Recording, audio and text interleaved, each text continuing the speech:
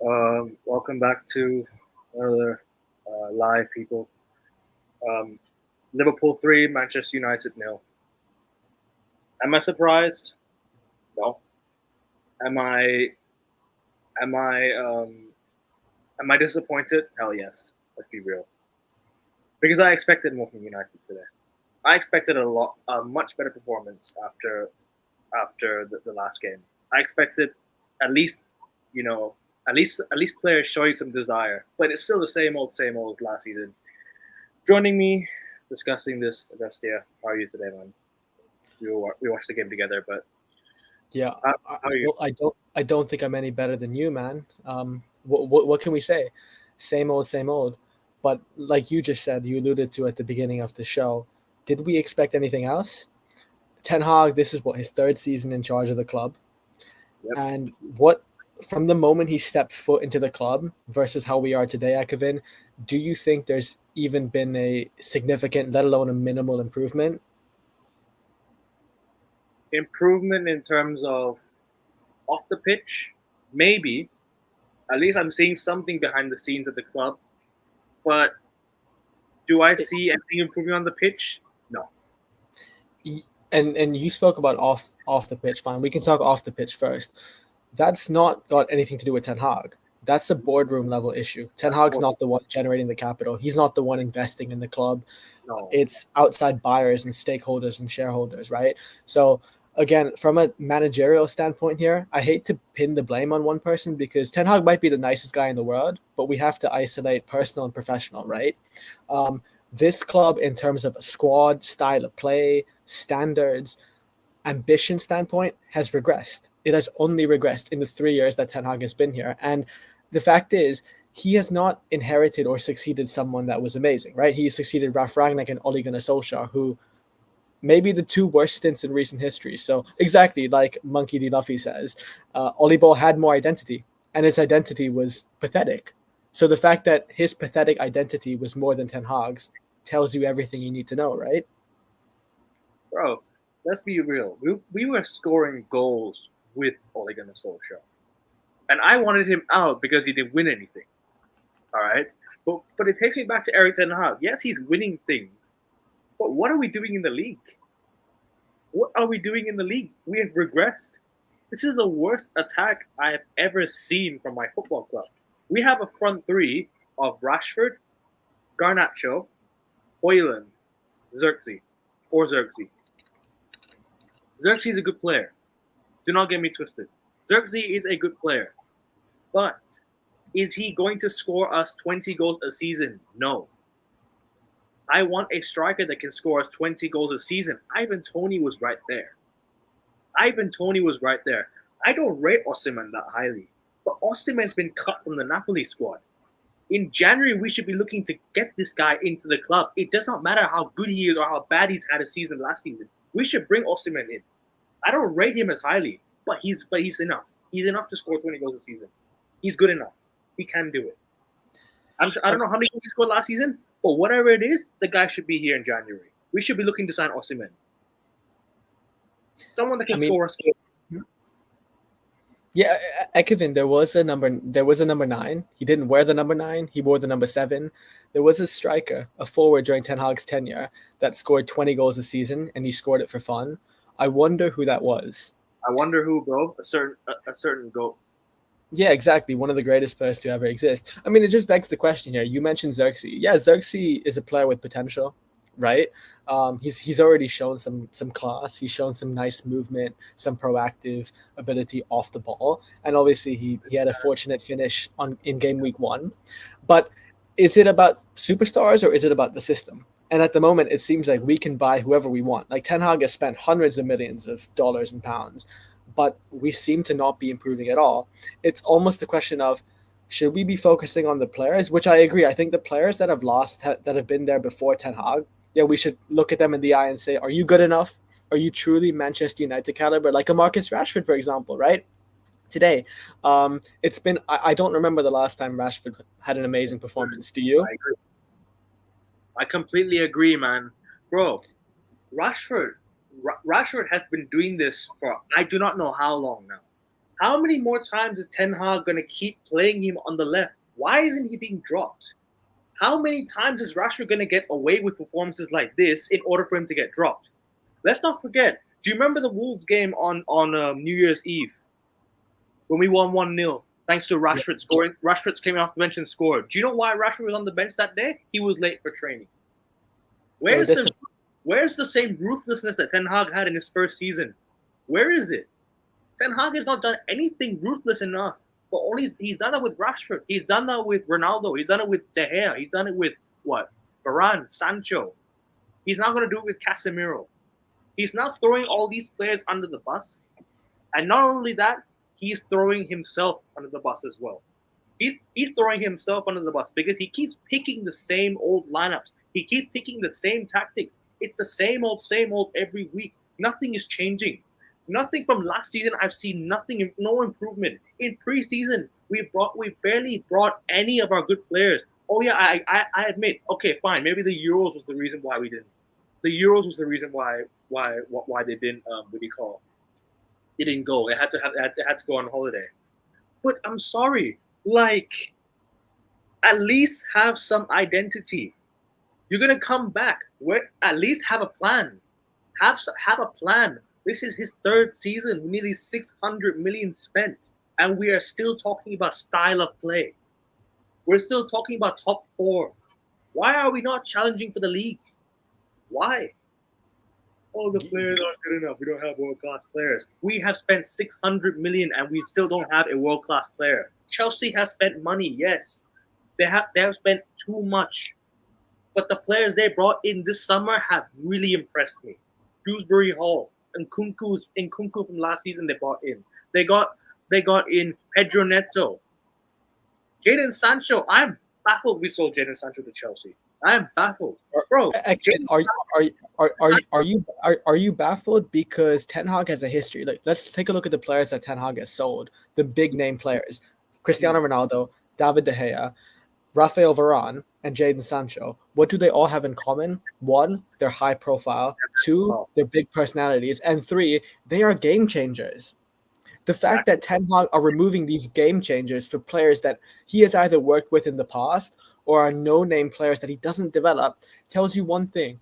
He can't work with players of the Man United standard. And again, Ten Hag might be the nicest guy in the world, but I can count on my one hand how much progress and improvement Ten Hag has made. And that's almost none. So you said, why aren't we challenging? Again, there is no accountability. And when you deflect accountability, there is no responsibility, and the standards are dropped. So there has to be a whole systemic change. And yes, I get it. Ineos have come in. That's great. But the sad truth about Ineos coming in is they've just backed Ten Hag completely, right? No manager since Sir Alex, whether that's David Moyes, Louis van Gaal, Jose Mourinho, or even Ole Gunnar Solskjaer to an extent, has been comprehensively backed the same way Ten Hag has been backed, right? I say LVG was slightly backed in the sense that how many signings he got in per summer, and Mourinho in his first year pretty much got backed. But Erik Ten Hag is getting back to the fullest. This guy is the most backed manager I've ever seen, and he's still making us worse. Bro, look at the downgrade. Look at the downgrade of players we've sold this summer. And trust me, I wanted them gone, right? And I still have a lot of players at the club right now that I still want gone. But the downgrade, let me tell you this: Varane to Maguire. That's a massive downgrade. And who else was at the club? Look at the backups we have for Lisandro Martinez. I was calling for us to sign Hermoso, and he's now off to Roma on a free. He was available on a free. If you don't want to spend dough on a player, fucking get him on a free. Get a player on a free. They're available, right? Rabiot is available. I don't want Rabiot at my club, but he's better than some of the players we have. Let's be real. If you can't upgrade now, if you can't upgrade certain players, get him on a free. There are a lot of good players out there. The fact is, Ekvin, if any high-level CEO, manager, or owner, if they had this much invested in them, this much confidence and faith in them, and after 3 years, let alone 3 quarters, if this was their output, they'd be relieved of their role. So the fact that Ten Hag is still in a job here is astounding to me. I think all 19 of the 20 football clubs would have sacked him by now, him and his staff. And for people like Mark Gobridge, who I think are great, right, authentic voices, for sure they have a benefit to the community.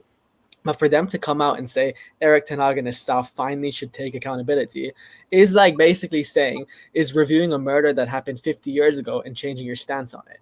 It doesn't matter, right? It doesn't matter. It's too late and the damage is done already. So, Kevin, I asked you, this is your channel. What do you think is next? Where do we go next? What are your thoughts on this comment right here? Right now, anyone's okay with the squad depth. Really? Are you sure? Are you sure anyone's okay with the squad depth? Because really and truly, I was actually going to go into this. Let me read you the bench we had today. Bayern Dier, Maguire, Eriksson, Diallo, Anthony, Eaton, Evans, Wheatley, Toby Collier. That right there is subpar championship level bench.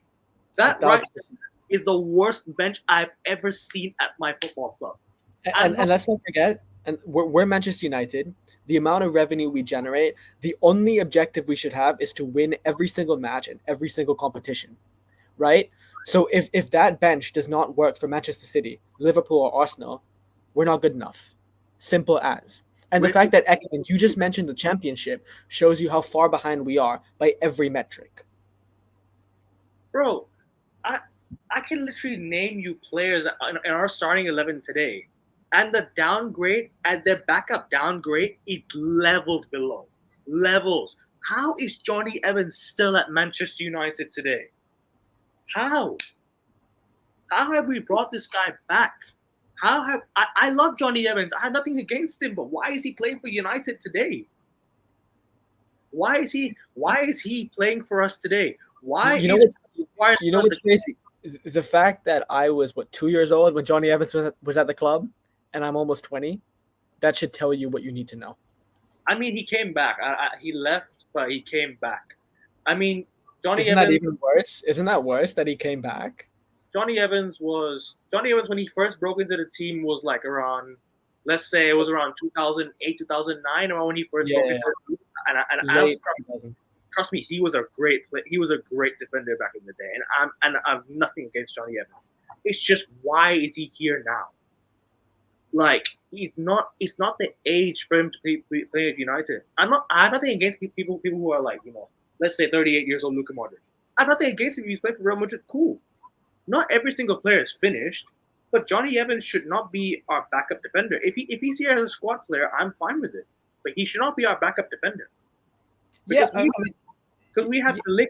We signed De Ligt. I'm happy. I love De Ligt. I'm happy with De Ligt. Really good signing. I thought he had a solid game today, even though we conceded 3 goals. I thought he had an okay game. Masraoui did okay. Our signing's not the problem. It's where we strengthened instead of looking at the bigger issue. What was our biggest issue last season? Goals. We didn't score enough. Every time we scored, we conceded. We didn't outscore teams. They outscored us. We didn't have the attack to score enough goals compared to what we did the year before. The year before, we had some. Trust me, people didn't see this, but without Rashford, where would we be that year? As much as I don't rate him now, where would we be without him? Yeah. Without 42 goals, goal machine. And also, let's look at this, right? When we beat Leeds 2-0, I'll give you an example. When we beat Leeds 2-0, who scored the 2 goals? Rashford, Garnacho. We were awful that day up until the final 10 minutes.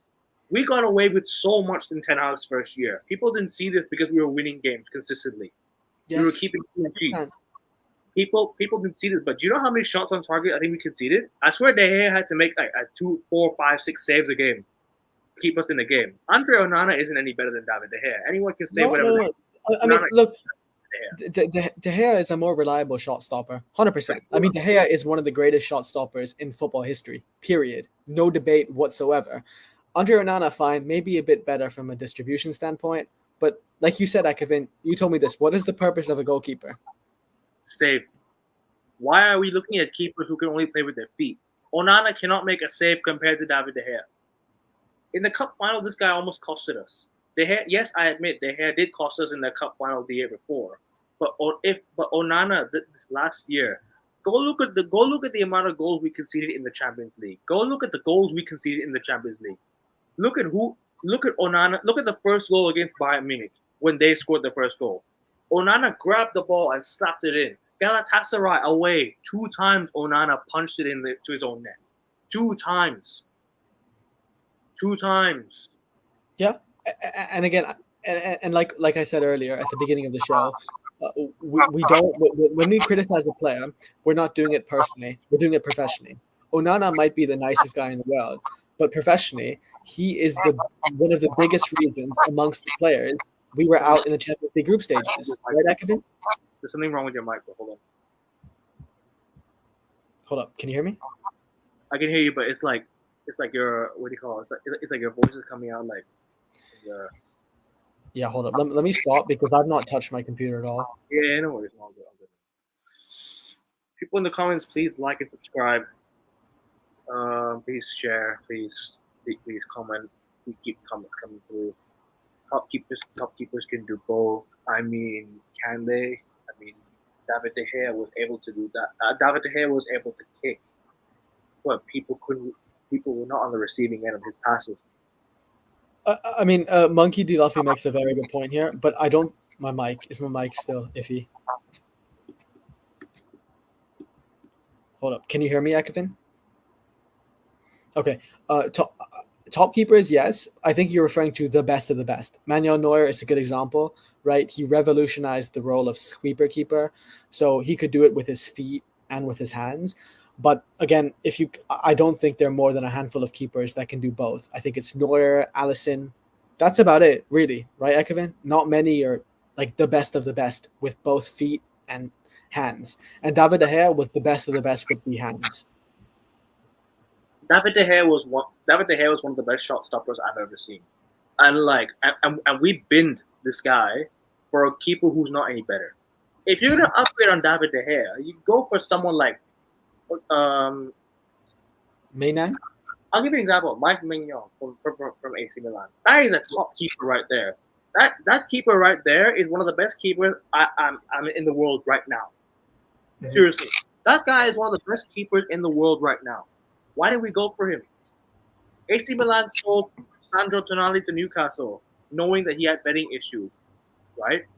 But if Milan are having issues right now, why are we taking advantage of AC Milan? If Milan are selling, right, why are we taking advantage? Because this club isn't ruthless enough. That's it. Period. It's not ruthless enough. And and again, this is not Ten Hag's responsibility because there's a hierarchy at United, right? It goes from at any football club. It goes from staff, squad, manager, and then boardroom level, right? But let's say we had a manager like Jose Mourinho or Conte. Do you think they would have stood for this? No, right? They would have forced the board to make signings, or else they would have left. So again, it's just we need I think the temporary solution for United is overhaul the staff, get a new manager in. But do I think realistically that's going to happen? No, because the club just backed the guy. So if they back the guy, they have to give him at least a couple months. And a couple months basically means this season, the 24-25 season, is a waste. And then we have to work for 25-26. So it's just, and we're so behind City and Arsenal by every metric. And Liverpool under Arne Slot, Ekevin, have already progressed better than us. Sure, Slot inherited something from Klopp that was amazing, title winning. But already you're seeing better improvement on the pitch from Arne Slot in 3 games than Erik ten Hag has in 3 seasons. How inexplicable is that? There was also this Brighton manager, right? He's 31. He's been in the job for like what, a month and a half, and he's already beaten Erik ten Hag. Erik ten Hag has broken his own record. We haven't lost. We were 3 games unbeaten against Liverpool at Old Trafford. He's just beaten his own record. Ever since the guy come in, how many goals have we conceded to Liverpool? Let's go through it. So 1 goal at Old Trafford, 7 against 7. So that's 8 already. That's plus 3. 8 plus 3, 11 goals against Liverpool. Another 2. 13. And plus how many again today? plus 3. 3. 16 goals. 16 In- goals we conceded to Liverpool since he's in less fucking than 6 games. 16. How Crazy. people not seeing what we're seeing, bro? Everyone's blindly backing the shit, and I'm like, how do you still see that there's improvement in this team? The only thing I can tell you is with us winning the ball back is that looks a bit better, but is that good enough? We were doing a lot better when other teams were having the ball. We have the ball, we can't even do anything with the ball. We just lose it right away. Casemiro today, I like Casemiro, I always will, but I'm sorry. Today, both the goals were his fault. Both of them. 100%. Both of them. I call crap where it's due. I call shit where it's due. If Casemiro's at fault for the goal, I will call it out. I'm not gonna blindly say, "Oh, but Casemiro's still our best player." He's one of our best players, but today he was nowhere to be seen. He was just completely out of the game. That was the worst Casemiro I've ever seen at United. And trust me, he has a lot of experience, and I still keep him for experience. But the guy should not be doing stuff like this. Even if you are 30, even if you're 32, 33 years old, you should not be making silly mistakes like this. You've been in the game for this long.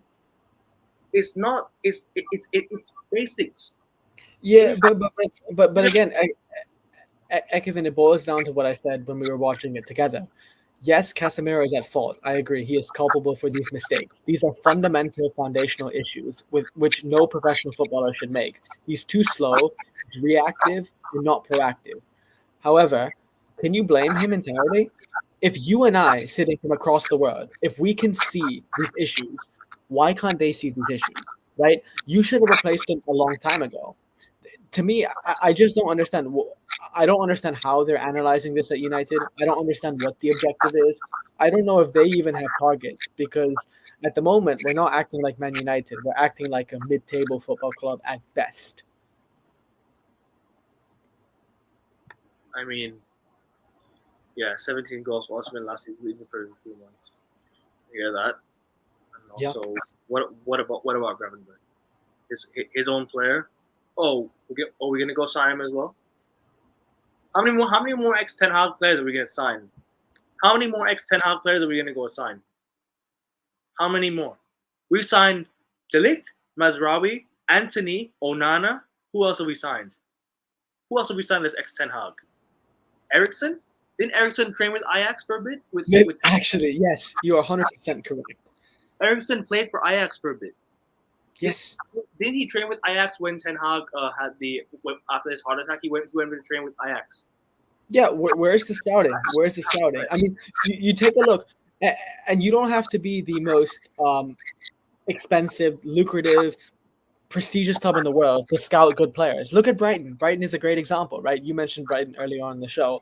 Every single summer, we say the same thing about Brighton, their scouting department, their boardroom, even their manager. They somehow find the most coveted, lucrative, unknown players, and they turn them into superstars. Moises Caicedo, a great example of him, right? Nobody knew who he was before Brighton came in, sold him for 105 million. So why do we have to keep on resorting to find players from clubs that we only know of? Like, that's not a top football club. Not at all. Bro, Pedro Neto is at Chelsea. The guy could do a much better job than Rashford. The guy could do a much better job than Rashford. Bro, if you want system players, right? If you want to play a good style of play, you need players that can keep the ball. We don't have players that can keep hold of the ball because then they'll lose it after every 2-3 passes. They'll make 1 or 2, 3 good passes, three good touches, 2 or 3 good touches, and then what happens? Oh, we lose the ball. We lose the ball after every 2-3 passes. We can't keep the ball for more than 5 minutes. We can't even keep the ball for that long. Man City could keep the ball for 20 minutes. They won't even lose it. They'll play it around. They'll play through teams. They have an identity because the board have given Pep the resources that he needs. And Erik ten Hag has the resources he needs, but he still can't even play his own style of play. Also, more importantly, you mentioned Man City.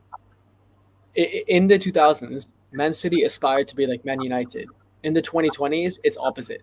The fact that it's opposite with how much money the club generates is the biggest disgrace, I think, among the whole conversation. And with City, the reason that the club has trust in City, in Pep, is because before Pep Guardiola takes the job, they do three things. They identify what are the clear, identifiable, and quantifiable objectives. They decide on a vision, a short term vision, and a long term vision. They have a philosophy, they have a style of play, they have a certain caliber of player they want to sign. And they take no as not an answer. If you don't meet the standard, if you don't meet the winningest, the championship, the Premier League standard, you're out. It's simple as that. Not vibes over victory, not Look at, sentiment over sense. It's championships over anything else.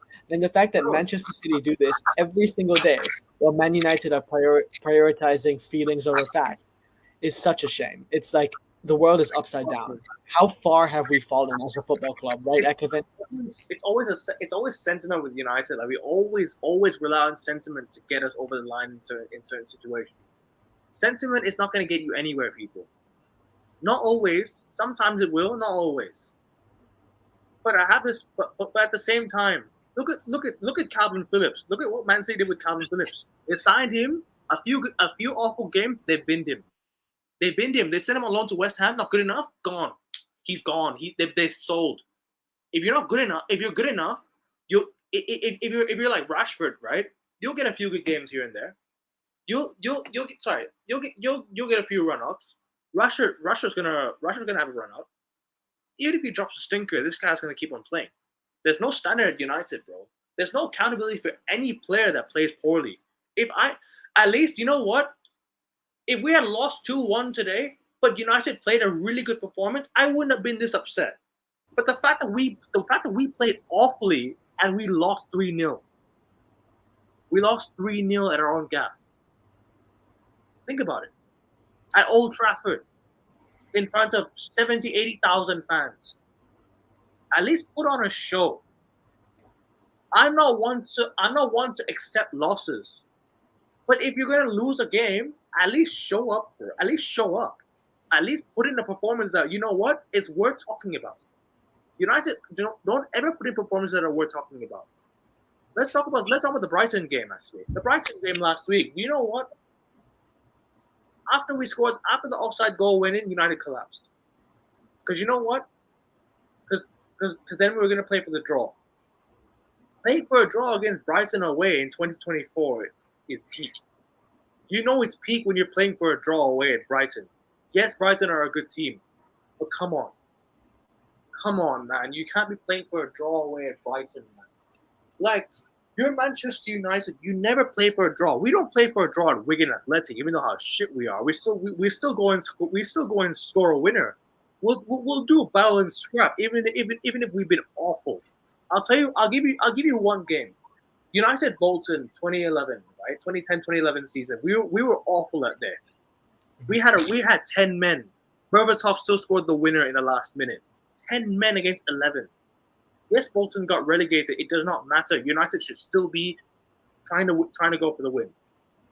Even if we had won the game today, I bet you and I wouldn't be talking about the performance. You and I wouldn't be talking about the performance. We'd be celebrating the win. But guess what? We did both. Lost and played poorly. The midfield today, absolutely nowhere. Non-existent. Bruno Fernandes, I'm sorry. Why are you pinging long passes again? You're playing too early, playing passes too early, making the wrong passes at the right time, or sorry, excuse me, making the right passes at the wrong time. Yes. Imagine going for an early ball. That was the correct ball, but it did it too early. Remember the first half. In the first half, that pass right there just sums it all up. And Casemiro was poor. The defense, you know what? I think the defense was let down by midfield today. Because in the first opening few minutes, United looked like we looked like scoring. But every time we look like scoring, we just don't. How many chances do we need to get in front of goal and we just won't bury them? I mean, no. Two things there. Did we create many, if any, clear-cut chances? I'm not sure we did. Two, the whole system was disjointed. So blaming it on one player would be disingenuous or disinformed. I'm not blaming it on Bruno Fernandes. I'm saying the midfield Yeah, is awful today. exactly. So I think it's a holistic thing. It's a whole team thing. Everything. The midfield was non-existent. The defensive shape. I mean, the first goal is fundamentals. It's foundational shit, right? Sorry for the language. It, it, Good, so you like. it's stuff or aspects of the game that you learn as a kid, right? Like that post was completely unmarked. The post was unmarked. Nobody was there. It was open, uncontested. I'll It's take you like back to the way up Community in the Shield. I'll take you back to the Community Shield. Remember when Bernardo Silva scored that goal? yes, Same exact very goal. similar. Yeah, Goal, resembles bro. Open at the back post, Onana's off his line, we concede. It's the same mistakes every game. We're making the same mistakes. We're not learning from games. That's why we keep losing. United, remember? Do you not remember the Liverpool game 2 years ago? Brentford 4-0. United changed it up. We learned from that. We went on a run of games. We went on a run of wins.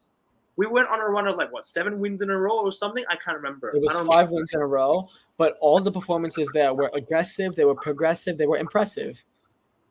They looked a lot better because we there was a vision. We knew how to keep the ball. We knew how to create. My issue with United now is every time we concede a goal, we will fall behind. Our mentality levels drop like anything. Do you remember last season we were 3-1 up against Wolves? 3-1 up against Wolves with about 5 minutes to go. We can see 2 goals in injury time. We can see 2 goals in about injury time, and then Copingrino bails out with a fucking beautiful goal.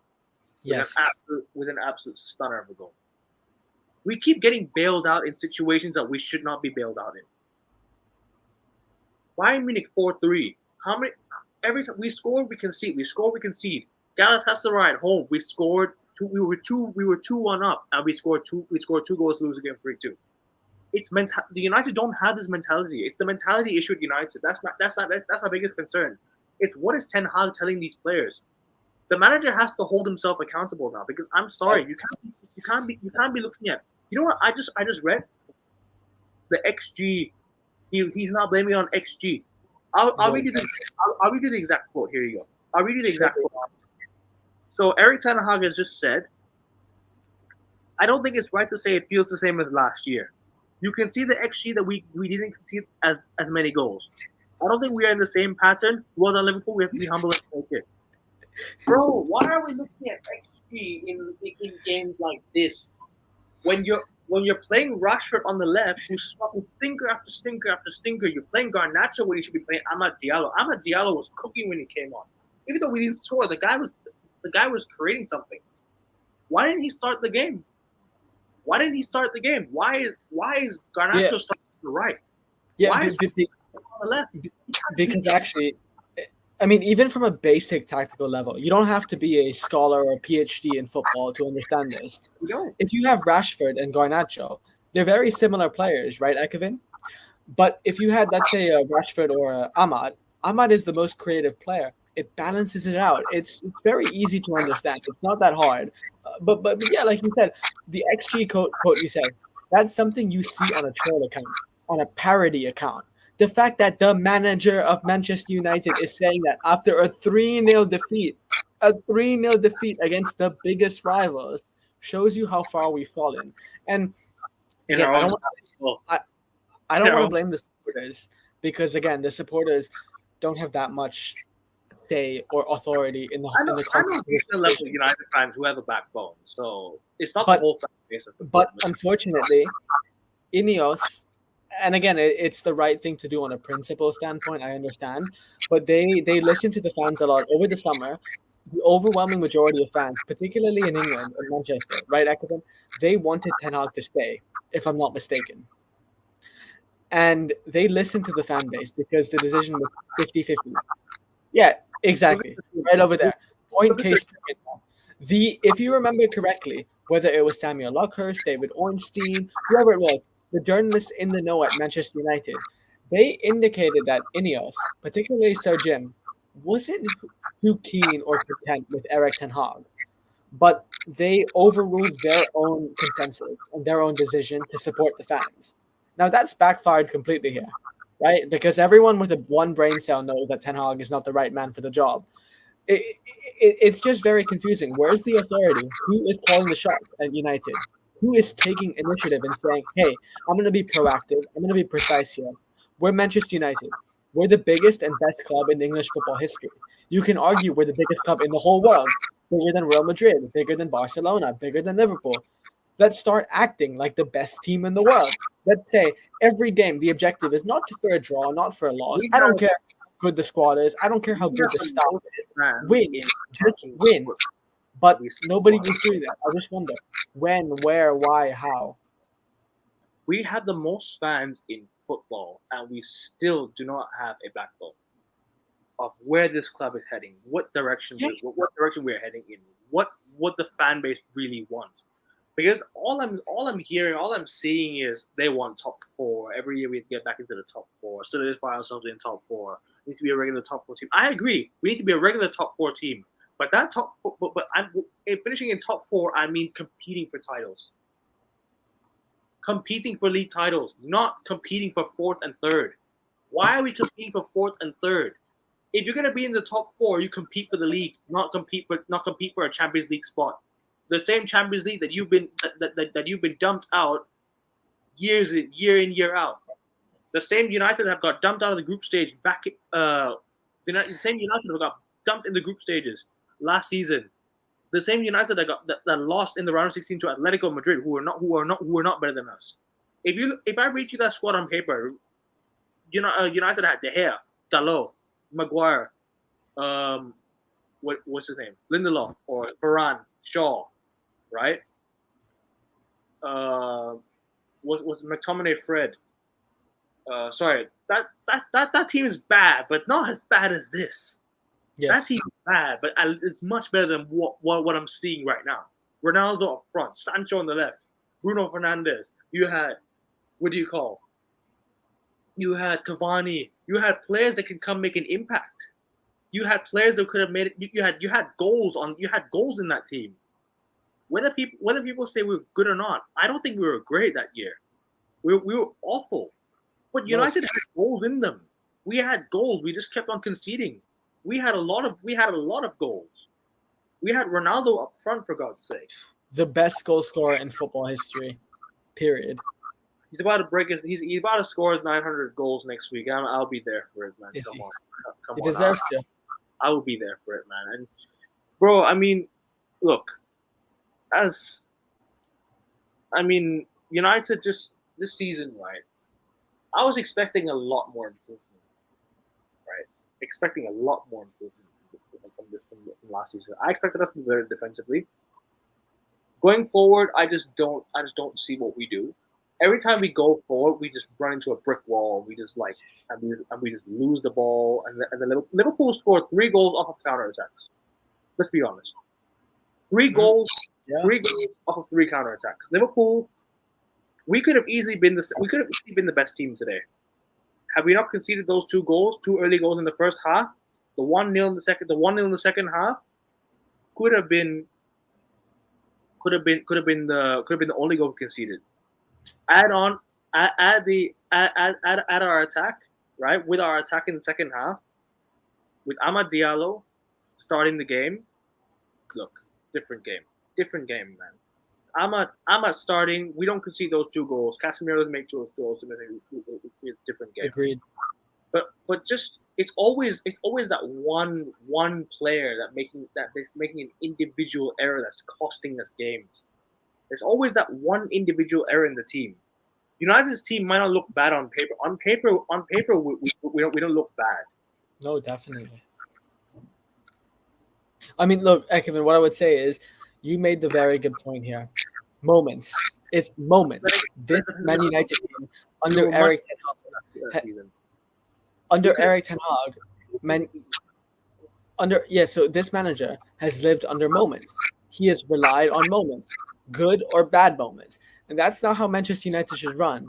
That's how a mid-table team should run. Under Sir Alex Akevin, we had a mindset We had a mentality. We had a mantra. It was to win every game, and it was to go gung Most ho. elite mentality I've ever Everything seen in Premier League history. The most elite man. The most Yeah, elite man. I mean, Kevin, remember the game at Tottenham? Was it what 2001? Neither you and I were old enough to remember 3-0 it. down, 5-3 Yes, up.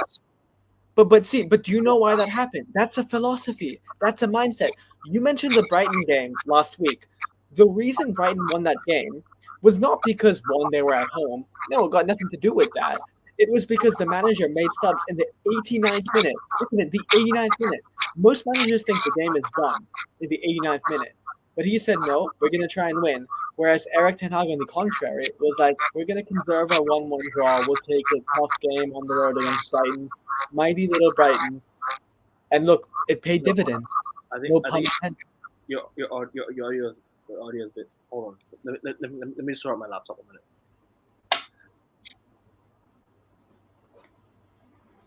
Go on. Yeah. Let me just sort out my laptop. Hold on.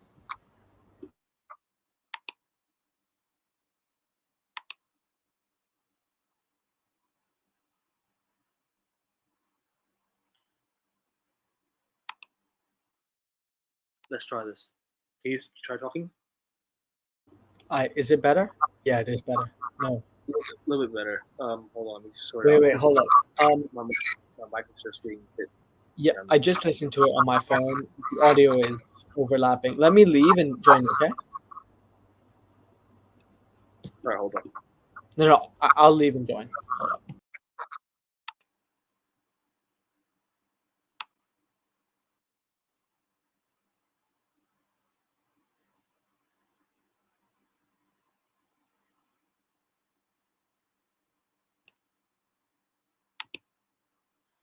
Sorry, hold on. Sorry, there's a bit of a voice issue. Look, we can go on and on about how United should have done this, should have done that. But at the end of the day, right? If you have a manager who's not ruthless enough, or not making decisions that that's beneficial to the team. For example, Rashford again playing every week. Another one that should be looked at and really taken into consideration. How is this guy still playing week in, week out? How? How is Rashford still playing week in, week out, dropping stinker after stinker after stinker every fucking week? I'm tired of this, man. Seriously. How is at this break, Garnacho should start on the left. Garnacho should start on the left and Ahmad should be on the right. We should have signed a winger to replace Jadon Sancho. We should have signed a winger to replace Marcus Rashford. We should have signed players to replace the players we have sold this summer. We didn't replace them. We only sold them. We signed less than we sold. We spent less than we have let go. Our net spend is about like what, 19 million or something? Around 19 million? Yeah, probably. 19 million, man. And we're still out here like, talking about we've done this, we've done that. Bro, give me a break. I mean, look, before I left, I just don't understand, because if Brighton have more ambition than us as a football club, where did we go wrong? I don't understand. How did this go so bad? We 20 times English League Division winners, 13 Premier League titles. We had such a big head start under Sir Alex Ferguson. It all went south side. Okay, my audio is still really bad, by the way. Was it? I don't want to interrupt the show, but Ekevin, was it as bad initially when I got on? Oh, I think he's disconnected. Yeah, the audio, I'm not receiving any feedback on it whatsoever. I'm sure I'll be receiving some comments on his behalf. So if anyone in the chat would like to just entertain or engage this. Is it much better? I'm sorry, I was just sorting out my Wi-Fi. Yes, it is significantly better, man. Yeah, he's disconnected. His internet seems to be a bit laggy. I mean, we're living in Thailand. Thailand is a great place to anyone watching from abroad. It's very safe, secure, sovereign, but it does have its downsides in terms of internet. But no, yeah, I mean, going back to the point that I mentioned here, again, when there is no quantifiable, justifiable, verifiable objective, then there is no accountability. And if there's no accountability, you constantly deflect responsibility. And United at the moment, just even from a basic, fundamental, foundational standpoint, seem to be struggling and suffering. And there needs to be a revamp in terms of that. And I think Ekevin can talk about that, right? There's a lack of accountability in this team. I mean, like United right now, we don't have that accountability. This manager is still not the still manager's picking his favorite. It's still the same old as last season. Like need dropping, drop them, play them. I've been putting good. Yeah. Ekevin is very glitchy at the moment, as I'm sure you guys can tell. He is. They're not permanent people. They're just Manchester United employees. If an employee does not do his or her job, they will be fired. Yeah, Ekevin is very pixelated at the moment, but I'm sure you can gauge the gist of what he just said. He's right. Again, there's a hierarchy at any company, corporation, institution around the world. And at Man United, there seems to be some players, squad players, who transcend the staff, the hierarchy placement of the staff. And managers should not be, and players should not be able to down tool, and staff should be losing their job. It shouldn't be like that. There should be a hierarchy. Wouldn't happen with Pep Guardiola. Certainly wouldn't happen with Jurgen Klopp, Arne Slot, even Mikel Arteta, right? So at Man United, there is no hierarchy. I think it's a mindset thing. It's a basics thing. United need to realign themselves with the basics. They have to understand, who are we? Where are we? Why are we? We're Manchester United. We generate by far, unequivocally, the most revenue in the entire country. No doubt about that. We have the most fans in the entire country. Great. We have the most committed fans in the entire country. What can we do with that? What should be our aim? Our aim shouldn't be small progress. Our aim should be, with the amount we invest in the club, our output should be proportional. Our output should align with how much we invest in the club. So if you look at how much United have spent post Sir Alex Ferguson, realistically and proportionately, we should have achieved at least 3-4 league titles, right? I mean, this club, I think, has spent more than Man City, right, Ekevin, since Sir Alex? And the fact that City, with 115 charges, we have to add the asterisks, of course, no doubt about it. They deserve their success. But this club should have won Premier League titles without Sir Alex. And we haven't. This is a failure. We have to look at ourselves, look in the mirror, and say, these are the hard truths. Man United are not where we're supposed to be. We'll hold our hands up. Everyone at the club hasn't been good enough. But what can we do to be good enough? And what can we do to only achieve the one aspiration we should have? Win the Premier League. Win the Champions League. Nothing more, nothing less. That simple. Bro, Manchester City are the best run club in English football. I can tell you firsthand, yes. Let's be real. Manchester City are the best run club in English football. Easily. They run their football club properly, consulting with the manager. That's one. Number two is they sign the players to fit the system. And number three, if you go against what they want, they will pin you.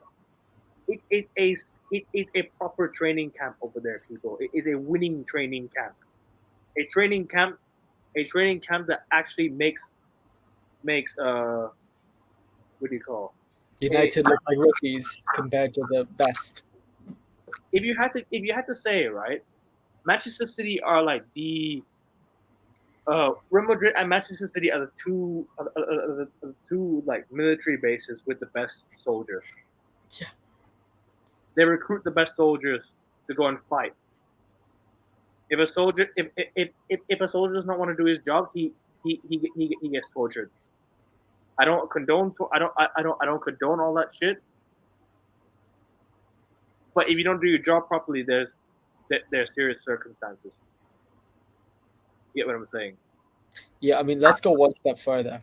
City are the most well-oiled club in the whole league, in the whole world, no doubt. But there's one Yeah. more club that has far better and higher standards than them. Ekevin, I think you know who they are. Real Madrid. Real Madrid. Real I, Madrid are the most ruthless club in the world, right? Would you agree with that? Real Madrid. Yeah. 100%, bro. They would have sacked the manager. They would have sacked the manager if had they lost 7-0. Exactly. And they don't care what your past achievements are or what your future achievements might be. It's about the present. And there's only one objective: win every single match you play. If you get humiliated in the El Clasico, you'll be sacked. And that's how we should run. But again, I don't think our fan base has the spine. Barcelona lost 8-2 to Bayern Munich. I know Sanda's in the chat, and I know he's watching. But they sacked him. But they sacked the manager the next day after losing 8-2. Messi was in the squad. Suarez was in the squad. Accountability was there. Barcelona have accountability. That's something we don't have. A proper European club. Bayern Munich will sack a manager if they don't do well.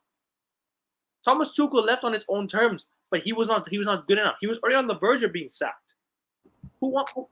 Bro, Xavi got sacked. A legend at Barcelona. Arguably one of the biggest legends ever at Barcelona got sacked. For sure. After finishing second to Real Madrid the year after he won the league. Where is this accountability at United, man? We are one of the biggest run clubs in the world. In the world. Bro, we should be fucking challenging for league titles by now. This is 11 years. This could be 12 years post Sir Alex Ferguson, and we still haven't had a plan. Where are we going? Manchester United, we're going to sign players for David Moyes. Why didn't you back David Moyes? Why didn't you back Louis van Gaal properly? Why didn't you back Jose Mourinho? Jose Mourinho was the one, people. He was the one. He was the one that was going to win us that league title. I know Ibrahimovic scored 28 goals that season, but if we had a lethal striker in front of goal, we would have won the league. How 100%. Many chances did we miss in 2016-17? There were so many games I could count you where we missed chances, but we were the better team. United still had a plan. We signed Paul Pogba, Zlatan Ibrahimovic, Henrik Mkhitaryan, and Eric Bailly. That was our best transfer window post Alex Ferguson. People could say whatever they want. Ander Herrera was in that midfield. What did we do with Ander Herrera? We binned him off. He had the desire to play for United. He was one of the only few players that I would have kept. Understatement. I don't know what his age was. And here, his second's not enough. Bye. Second is never enough. It's never enough unless you win something. Unless you win something and you come second. You know what? If we finish second, win the FA Cup, lose the title by 1 point, cool, successful season. You deserve to stay. The manager deserves to stay. You lose the league title by 1 point, but you win a trophy along with it, cool. Yeah, I mean, Monkey D. Luffy, I'll raise a personal point. You're a Barcelona fan.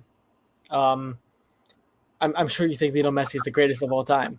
Had he not won every trophy in world football, would he be happy? No, because that's the standards of a winning, the utmost athlete, right? He had to win every trophy from the World Cup to Copa America to La Liga to Copa de España, literally everything humanly possible. Second is not good enough. And when you factor in support, size, and revenue, like I've been saying throughout the episode, and like you've been saying, Kevin, United have to only be aiming for first. But the fact is, as we look at the league table today, what are we? Are we bottom half? I know it's early days. We are 14th with a minus goal difference. Surprise. Great. I know it's early days, but even for the first 3 games, that's untenable. Like if Pep Guardiola had minus 3 goal difference with 3 points in his third season without winning any trophy, he'd have been long gone sacked. So where are the standards? I'm just saying.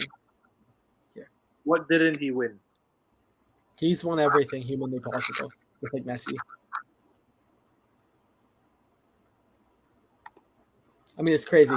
Kevin, can I ask you, because you, again, on a personal level, you're one of the fans that I know that are the most committed, disciplined, and driven to support United. If anyone's a United fan, Kevin's the first name I say. What do you think is next for this football club? What do you want, and what do you think happens next for Man United? What do I think happens next? I think United are just going to keep the same standards. We're not going to change anything. Nothing's going to change. It's going to be the same old, same old. The same. You just watch. We beat Southampton, yeah, and our fans will be jumping up and down again, saying Ten Hag is the man. He's done this. He's done that. See, we're back. You just watch. You just watch the fan base go crazy after we beat Southampton away, which I think will happen. We will probably beat Southampton away, and the fans will be jumping up and down in jubilation. What do I want for this club? You already know my stance on this manager. I want him gone. I wanted him gone since last season. I wanted this guy binned since last season. FA Cup win. I don't care. Louis Van Gaal got binned for winning the FA Cup and finishing fifth. This guy can't even get binned for finishing eighth with our worst goal difference ever, with our worst goal tally ever, and our worst point total ever, and the most goals we've ever conceded. You know how many goals we were away from Luton Town? I think 4 or 5 goals away. And I'll tell you something last season, yeah? Derby County last season, the same Derby County that conceded 11 points, that got relegated, hadn't conceded the same amount of shots on target, or had shot space than we did. We faced more shots than relegated Derby County in 2007, 2008. The same Derby County that got 11 points, the lowest points total in Premier League history. That just tells you everything you need to know about this manager. This is the worst I've ever seen Manchester United. I don't care if we won the FA Cup. Cool. FA Cup is always a priority for me. I always want to win the FA Cup. But I hold accountability to everyone. Every hierarchy at the club. The club's hierarchy, everyone. So Jim, Dave Brailsford, Omar Barada, Jason Wilcox, all of you, man, all of you, man, I'm holding you accountable right now. If you do not do something about Ten Hag, if you do not do something come December, or at least before the second international break, we are dusted. We are dusted. Because let me tell you this right now, right? We would have probably conceded 20 goals by then already, the way we're playing. Nothing will change. You can buy a whole new defense. I like our defense. I like the defenders we have. I like the defenders we signed. But we did nothing to our midfield. Ugarte coming in, what will he do? He's another player that doesn't keep the ball. Another player that doesn't keep the ball. He's another player that just loses it. He's a younger version of Casemiro in a way, but he's what? But you're just signing Casemiro 2.0 again, man. And like, do you know what? I don't know where we go from here, man. I really don't know where we go from here. Look, we can talk about how shit the players are. If the manager keeps picking the same team every week, we just won't win.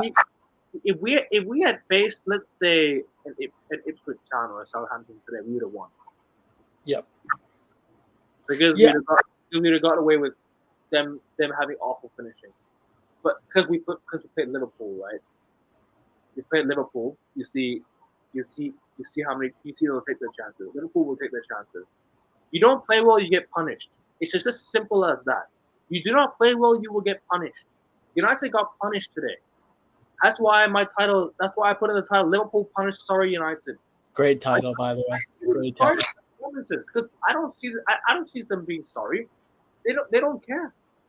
None of them care. Because it's anything to please the owners, man. Anything to please the owners.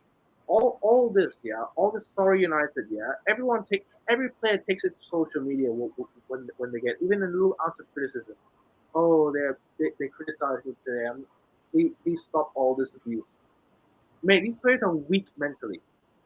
There's a mindset and the mentality that these players have. They don't have it. They don't have the mindset to play for this football club. How many more times are we gonna see Harry Maguire come out with sorries and apologies posts on Instagram, apology posts on Instagram or Twitter or whatsoever? These players take it to social media. Manchester City, Real Madrid, all these teams respond on the pitch. If you lose, you respond on the pitch. Manchester City lost to Real Madrid on penalties. What did they do? They responded on the weekend. They won the FA Cup semi-final. They qualified for the FA Cup final. They respond. You respond by performing on the pitch. You respond by performing well in the next game. You respond. You don't respond by saying sorry on Twitter or social media. Social media does not improve your game, mate. It does not improve your game. It makes you look more embarrassing than you already are. Because you're not gonna get because you get more than just little criticism on Twitter. You're gonna get abuse. You're leaving you're hanging yourself out to dry. You're trying to make yourself a victim by putting yourself on social media and allowing people to come and abuse you in the comment section just to make yourself look like the victim and people feel sorry for you. No one's gonna feel sorry for you because you played poorly. No one is. I don't feel sorry for these players. I don't feel sorry for the manager as well. It's the same old crap. The standards are not changing, man. That's the problem with the football club. The standards are not changing. Yeah, and the sad thing is here, the standards, there is no indication of it changing. That's the tragedy. There is no indication, there is no sign, and there's no one even close to the club, whether that's the squad, the staff. Let's say, look, David De Gea is a good example. You knew when David De Gea was at Man United, he still cared about the standards, right? You could see his press conferences. Remember when he was captain for one game? Was it 1-0 against Newcastle in 2019, 2020, when Ole Gunnar Solskjaer was the manager? And he's like, look, dude, this isn't good enough. I'm the captain. I have to accept accountability and reciprocate responsibility. You have nobody, not one person in that squad I trust to yield that standard. Yeah, people would say Casemiro, but Casemiro is not half the player he once was. And if you're Casemiro, you're thinking about it from a personal level because professionally you're not good enough and you want generational wealth. You want your family to be safe and secure. So you're like, I'll take the pay job. I'll take the pay grab and I'll run with it. But again, there's no indication for a football club like Manchester United, the biggest, the best, the baddest among them all, the one that generates the most revenue, the one that invests the most revenue, especially from a commercial standpoint, that wants to reach out to younger and diverse audiences. If you have no objective on the football pitch, that ruins everything. So if I was Manchester United, and if anyone from Man United is listening to this YouTube live stream and happens to be, I'll tell them this. If you want to generate more revenue, do well on the pitch. It's proportionate. It's inversely connected. If you win on the pitch, you attract more sponsors. Think about this. The fact that Man United, in the lowest of lows, already attract these many sponsors, these high-profile, renowned sponsors. Imagine we played well. Imagine we won titles. Imagine we were competing for the Premier League, the Champions League. Eckerman is holding the badge right there. Imagine that. We would attract the best of the best, the biggest of the biggest. You wouldn't be wasting money. You would be breaking. Because you know why? It reminds me of Vodafone. When we used to have good football back in the day with Vodafone. Yes. And look at Snapdragon. I mean, I learned about this at the dinner table. Do you remember the conversation we had with Gian at the dinner table about Snapdragon? Yeah, it's a tech company and everything. It's a semiconductor company, and semiconductor chips are bought by the most lucrative tech companies, which basically football. The market for football is for people who are, let's say, among all classes, lower class and middle class. Semiconductor chips aren't bought by people who aren't among the political elite. So Vodafone is a good example. Vodafone is a telephone company, right? Bought by everyone.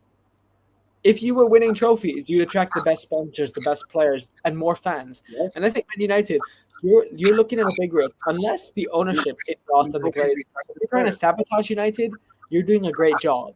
But if you're not, I think in 10, 15 years, the majority of Gen Z and the generation younger than it, they will support Man City. Do you want to know why? Because they have a vision, they have a plan, and they want to win. And United are at big risk of losing a big chunk of not just their fan base, but the newer fans. If you want to maintain and sustain your fan base, you have to be good on the pitch, not just off it. So to Man United fans and the Man United owners, we have to remember we're Manchester United. The standards have to be the highest, the best, the biggest. But if we don't, I feel like Kevin, as the football club, this is the beginning. We've been at the beginning of the end for a long time, but this is the catalyst for us to slip into Looking mediocrity. at like, I'll say who we should really be looking at. Who? AC Milan. Do you know? 2-3 years ago, AC Milan won their first league title after how many years was it? When was the last league title before? Was it like what 2011 something 2012? I don't remember. My Right? goodness, a long time though. AC Milan won their first league title because their fans protested against the owners. Yes. The whole stadium was empty. They emptied their stadium, and people want to talk about United not being. Okay, 2011. Thank you. Right? Let me chat. 2011. Right? Manchester United are a global club. AC Milan a global club? Hell yes, they are. Is San Siro a worldwide famous stadium? Yes. Is it a tourist attraction as well? Yes. If you empty a stadium like that, is it gonna go across social media? Of course it will. Manchester United have not had a backbone like this for years, and the fans have played a massive part in this, a massive part in the downfall. They sided with Ole Gunnar Solskjaer standards when we were chasing for top four. I'll never forget the day. I'll never forget that. I'll never forget the time we lost to Burnley 2-0. I was calling for his head. He should have been sacked since then. We should have hired a manager with proper standards. We don't have one. The club will not. The club will never go for a manager with proper standards. The club will go for a yes man. The club will go for someone who just wants to side with the board. Mm-hmm. Yeah. And again, I'm not going to get political, but it's like the biggest empire in the world. They will only hire people who are yes men, right? And yes men that generate revenue for them. What does Ten Hag do? He generates revenue for the board. Why? Because he doesn't make any controversial statements. His statements don't challenge the status quo. What they do instead is they basically say, I agree with whatever Sir Jim Radcliffe and the Glazers do. And that's it. If we don't make the right signings, it doesn't matter. Our squad is great. And at the end of the season, when our squad isn't great, instead of saying, you know what, look, I was wrong, I hold my hands up, we'll deflect blame. He So makes very it's controversial statements. it's like the military industrial complex. To the It's a board, professional like, yep. but to the board is not controversial. To the public, yes. To the board is not controversial. It's only controversial to the social media because we know what's going on. But to the board, they're like, oh, you know what, Eric, good job. You said what you need to say. Actually, I do think, if not no, the board are more alert and aware about what happens in social media than any of us. Like if you run a company, you would know what the public perception is more than anyone else. Otherwise, you're incompetent. And I think to ruin a club like Man United in 2013, the best club in England, you can't be incompetent to ruin it. You have to just be like, malicious. So I think they know what's happening on social media, but they love the interaction and engagement. They love when people like Mark Goldbridge, for example, say, you know what, everything is bad at the club, but let's keep everyone in their roles. Which basically means, you know what, you can screw up as much as you want, but we're not going to attack you. Whereas someone like you, Ekevin, who's authentic and unfiltered, is like, let's say it as it is, and let's fix the football club. So, look, I've tried to remain as positive as I could, even before today's game, even before last week's game, the week before. I always try to remain positive before United play. Me and you, we love the club. We want to see. What do we do without United? We have nothing without United. United keeps us going. We want to see United win. People don't understand that. People call us fake fans because we don't agree with what majority says. Like nowadays, it's just we can't say what we want anymore because if we go against the majority, we're seeing it. We're deemed as toxic and negative. We're not real fans. We're not real true supporters of the club. We have to be positive. We have to back the players. I want to back the players. I want to back the manager. But they're showing me signs of why I shouldn't back them. They've been doing that for 2 years now.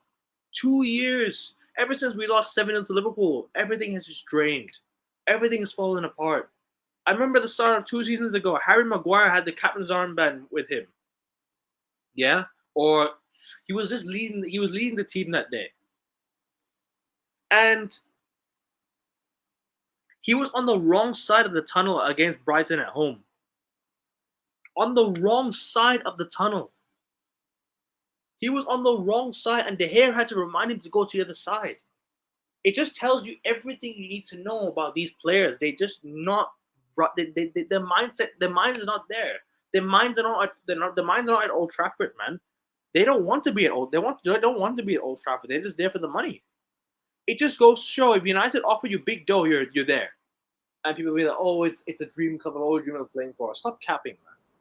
Literally, Yeah. people just want to cap just to please the fans, man. It's just PR, man. PR for the fans. It's like lobbying in the American government, like super PACs. It's legalized bribery. It's almost like a money laundering scheme where players who aren't that good come to Man United to make money. Doesn't it feel like that, Kevin? It's almost like players who aren't like Maguire, who's give him credit, he has actually been quite good recently in the last 6-7 months. He's been better than he was when he came in. But 80 million for Harry Maguire, not good enough. It's not good enough. Almost every player in the squad, actually, if you think about it, they haven't been worth their price tag. That seems like a money laundering operation. That seems like, hey, if I'm the board, let's exploit the commercial revenue because we know the fans will feed on whatever we purchase and whatever we consume. But on a competitive standpoint, we're not good enough. It's almost like as a fan base, what I would say is we have the Glazers out protest, which again, you and I both agree on, right? We both agree the Glazers aren't good enough. But if you don't present an alternative vision, the protest won't amount to anything. If you say Glazers out, you have to have a suitor. You have to have someone like the Qataris, for example, that are like, hey, we're willing and able to buy the club completely. Let's pursue it. So if anyone in the fan base at Old Trafford is listening, I say this, I say, hey, I love the protests. I think they're great because the Glazers should be held accountable. But you can't say Glazers out without an alternative. You have to say Glazers out, and what is the in? You can't say out without in. There's an output, there's an in. For every action, there's a reaction. So, again, the club is in a perpetual cycle of mediocrity. And the only way it breaks out of it is if, one, we are either just horrible, lose our money, or two and three, the fan base gets a spine and a backbone and says, enough is enough. Let's start winning trophies and titles. Owners it's all the owners just want to do nowadays. They always want to do for the dough, bro. Everything for the dough. There's no real care about the game. Let's not forget. I'll never forget the Super League shit in 2021. The lockdown protests and everything. At least the fans. That was when they really tested the fans if they had a backbone or not. And a lot of Premier League fans were protesting with the big clubs, saying we don't want a Super League and all that crap. But I'll give you an example. At least look at the NBA players. They're playing like how they're worth. They're playing as much as they're worth. They've been given the contract, but they're playing. But they're playing for them. They're playing for their pride. They're playing for the franchise's pride. They're playing they're playing for what their money is worth. They deserve every penny because they try. Footballers can easily con clubs out of money nowadays. NBA players will play and deserve their contracts because they actually have passion for the game. Because there are more role models in the game. Nowadays, you've got players who just go to places for money. There's only two. In my opinion, there's only 2 or 3 serious managers in football right now. In the world right now, it's only Pep and Don Carlo. Those are the only 2 serious managers in world football. Amen. And you want to tell me football is harder than basketball? Look, football is much harder than basketball. I agree, but nobody tries. Nobody tries. Nobody makes their job look easier because they don't care. Basketball players care.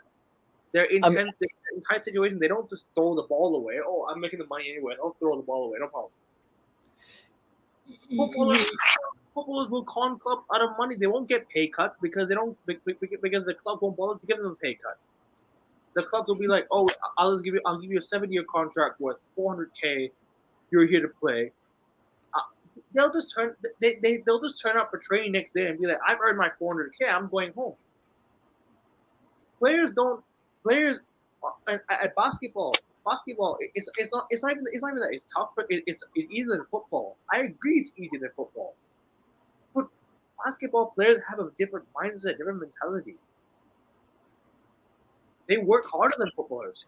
They work much harder than footballers. Let's just be real. I don't know about that, Ekvin, because basketball NBA seems more artificial than football. And football, you cover more distance in one game than I think basketball players do over a couple games.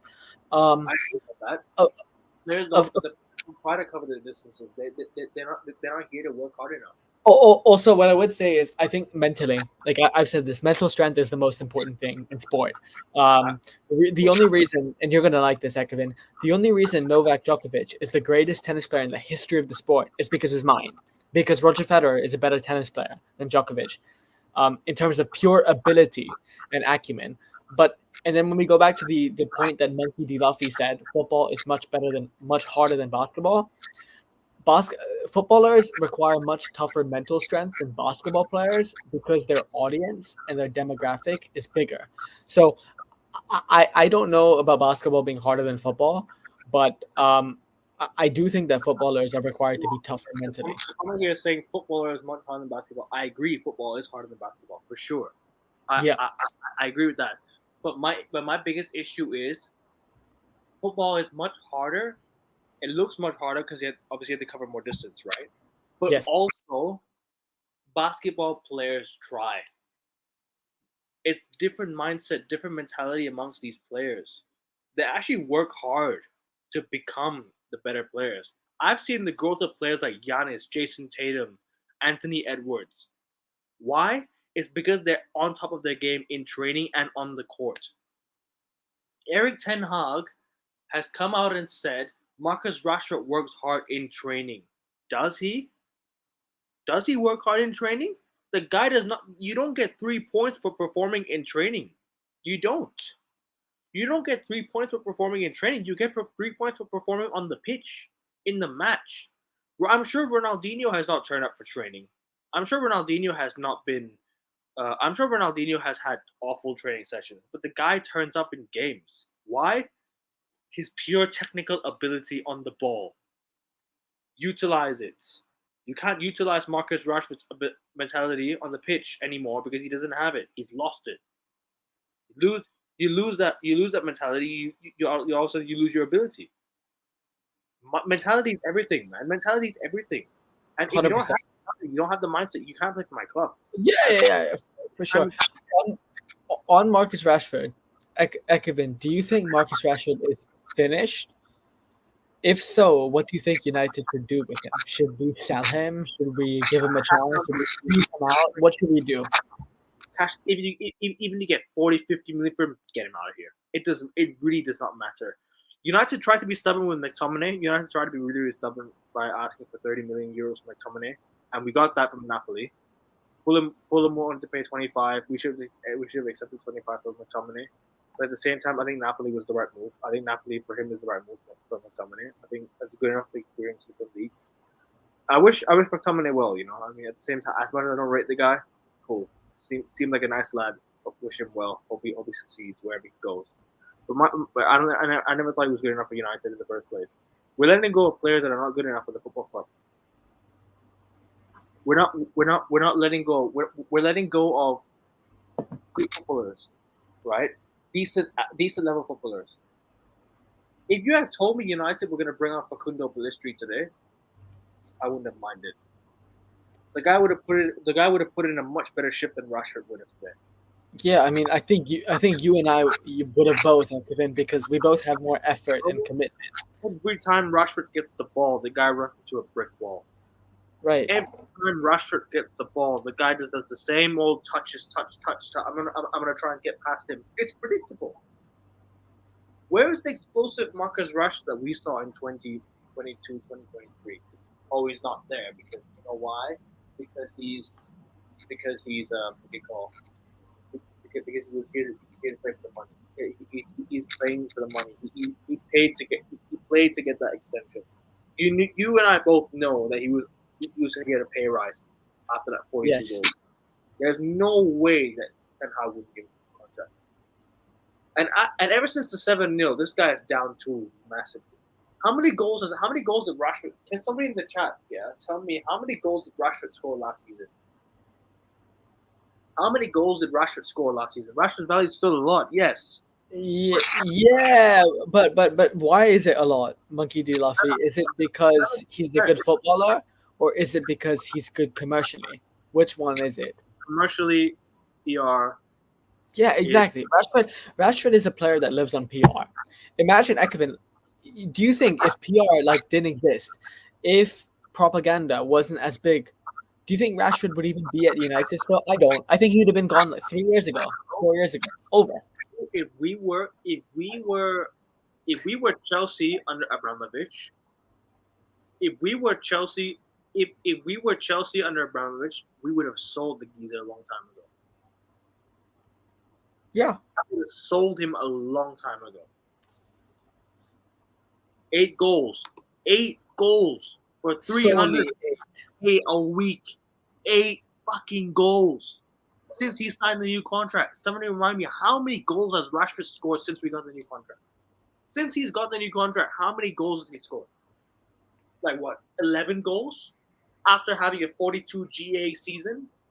Come on, man. This is unacceptable, man. Really unacceptable. Like Marcus Rashford was one of the most talented players coming up and from our academy. When I first watched him, he was like, "Yo, this kid scored 4 goals in his debut week." Let's not forget the two goals against Michelin and the 2 goals against Arsenal at home in his debut week. Manchester Derby debut, score. Come on, man. Where's the standard for Marcus Rashford, man? People just want to back players too much. There's a lot of player FC in our club now, in our fan base nowadays. If we slag a player off, their group of fans will be coming for you because you see a lot of them on X. They'll be like, "Oh, Bruno season, Rashford season, all this jazz." I'm seeing shit like that, man. It's crazy. If you slag off a player from your own from your own club, their fans will come running after you. At this point, they're just stands. At this point, they're just player stands. They're not supporters of Manchester United. I support Manchester United. These players will be here before and after United. Paul Scholes wasn't at United forever. Am I still a United fan? Yes. Rashford's not forever a United player. He will leave soon. I'm a United fan. I will see players come and go. They're replaceable. They're employees. They are not how do you say it? They will be a part of United's memory history. I wouldn't say I don't want to say history because the history is disrespectful. History is what? Legendary. Paul Scholes, Ryan Giggs, Ronaldo, Beckham, Rooney. That's the history. Best of the best. George Best, Dennis Law, Eric Cantona, Bobby Charlton, to Matt Busby, to Alex Ferguson. That is history. What's history is people who have contributed to the fullest at the football club. People like that are appreciated at our football club, but they weren't here forever. They will come and go. Manchester United will be a football club forever. We will be fans. Well, even if Marcus Rashford is here or not, we were here before Rashford and we will be here after Rashford. They are not permanent. They're replaceable employees. People should stop having this emotional sentiment on them. It's embarrassing. It's actually really embarrassing. The amount of stick people get on Twitter nowadays for even slagging off a player one tiny bit is crazy. If I say Rashford had a poor game, a lot of his fans will be like, "No, he didn't," and then they'll start showing a heat map and they'll start showing stats. I want to add. I want to add something that you said. Crazy how much football has We changed. criticism, right? Criticism and abuse are two different things completely. Exactly. You should be allowed to criticize a player. I think personally, look, if you are actively, repeatedly, and explicitly inciting discrimination and death, you should be Yes. banned. I agree, right? If you're saying racial slurs to Rashford, you should be banned, 100%. But 100%. just That's because some other people are saying racial slurs doesn't mean we shouldn't be able to criticize, right? Like Ekman, I'm sure you agree with what I'm about to say. I'm sure Rashford is a nice guy. He's done some great things. He's given some kids some meals that they maybe wouldn't have had opportunity for if it wasn't for him. Fine, no doubt about that. But criticizing Rashford on the football pitch doesn't mean we hate what Rashford does outside the football pitch. There's a Rashford difference, is the nicest person you ever right? see. The So guy that again, picks I, his I, nuts. I personally believe, like Ekevin just said, I agree with Ekevin completely. Rashford should have been sold a while ago. His value has tanked a lot. I know Monkey D. Buffy in the chat says that his value is still a lot. Sure, his value may be still a lot, but comparatively to what it could have been a few years ago, like 80, 90, north of 100 mil, if not surpassing 100 mil, it's not that much. I'm sure maybe 50 mil at the max to squeak out for Rashford. So again, United fans need to remember, I get criticism is not abuse. They're two different things. Criticism for anything, whether that's in a family, a friendship, a corporation, is required. So I think we should be criticizing our players. If we don't criticize them, it means we don't love them enough. Nobody should be slagging off. Nobody should be giving a nobody should be telling a player that, or your family is this, your abuse. That's abuse. If you're saying racial slurs, you're saying some bad things about the family. That's abuse. If we say he's had a bad game, that's criticism. That's that should be fine. But a lot of it nowadays is not tolerated by social media because everything we say is deemed negative. Like, I'll give you an example. Mason Mount, right? When he first joined United, his second game, he played horribly against Tottenham, right? His brother came on social media and said, "Why are you criticizing him? Stop talking about him." It's like no, it's like nobody can ever like give criticism anymore because when criticism is warranted, it is warranted. You can give criticism whenever you like. Whenever you see flaws, you give criticism. Whenever you see something, you can criticize. When praise is due, praise is due. We'll give credit when it's due. When when when um when criticism is due. We will criticize when we see something wrong. But no, what we'll never do is we'll never ever say, "Oh, your family is this, you are this, you are that." We will never abuse a player for who they are. If you are a great personality off the pitch, no one's going to abuse you for it. If you are a good, if you work hard on the pitch and you give it all 100%, no one's going to abuse you, or no one is going to give you. I know no one is going to give you um no one's going to abuse you. No one Abuse should not be tolerated. No, abuse should not be tolerated. I completely agree with this statement. Criticism is fine. Everybody should be able to take a bit of criticism, whether you might like it or not. Criticism is fine. Criticize when you can and want. But abuse is completely different to criticism, people.